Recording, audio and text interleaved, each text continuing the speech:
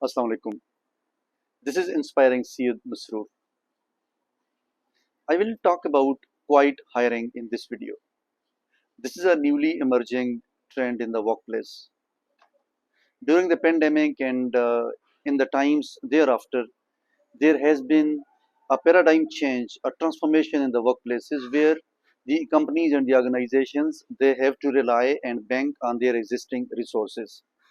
They don't have the funds, they don't have the money, they don't have the overheads whereby they could hire new full-time resources. So that's why the companies they decided that instead of going for new full-time hires, they should bank on their existing resources so that uh, they could get their work done. At the same time, they should not increase any cost. Before I speak further about the quiet hiring, I will talk about the quiet quitting.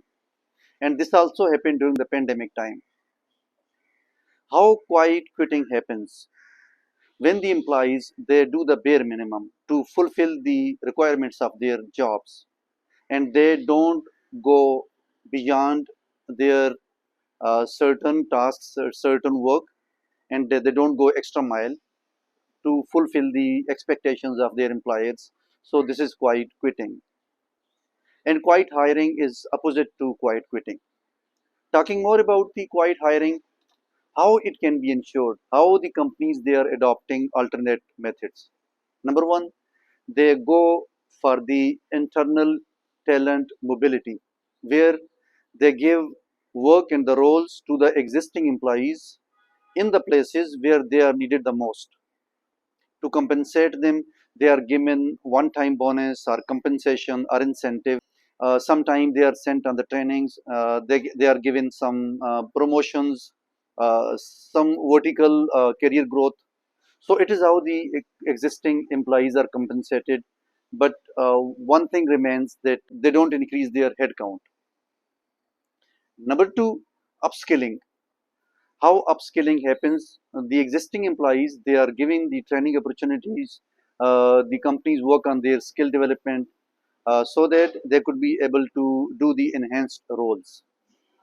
Then other methods include hiring the temps, gig workers, and then the companies they look into the alumni networks so that to do and fulfill the priority tasks, they bring on board people for short-term basis, and then they are given one-time fixed payment instead of hiring them on full-time basis. So this is what is the way forward for the companies to go for the quiet hiring. Other methods include on-the-job training. For example, the existing employees they are given on-the-job training. Their seniors, their managers, they raise the level of their skill, their competence, so that they can do their enhanced roles. Then job shadowing is another way to do it, where the junior employees they shadow, they follow their senior employees, their managers, that how the managers they are doing their work, they do the business planning, they conduct meetings, they negotiate with the uh, internal and external clients, so they see them in real time and they learn from them. So it is how their level of competence is also raised. They are being elevated to a different level as far as skill and intellectual side of their professional personality. Last but not least, cross-functional roles. The employees they are given cross-functional roles. For example, the people working in finance, they are working in procurement, in operations, in HR. At the same time, the HR managers they are given the work in the operation side, in the finance, and vice versa. So it is how the existing resources they are leveraged by the companies. Their skill is leveraged, and instead of going for the full-time hirings, they are going to go for such kind of alternate methods whereby they ensure that there is a quiet hiring, but at the same time there is no increase in the headcount.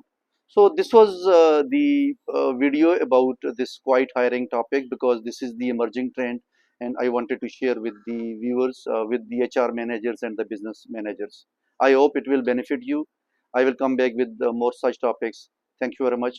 Allah Hafiz.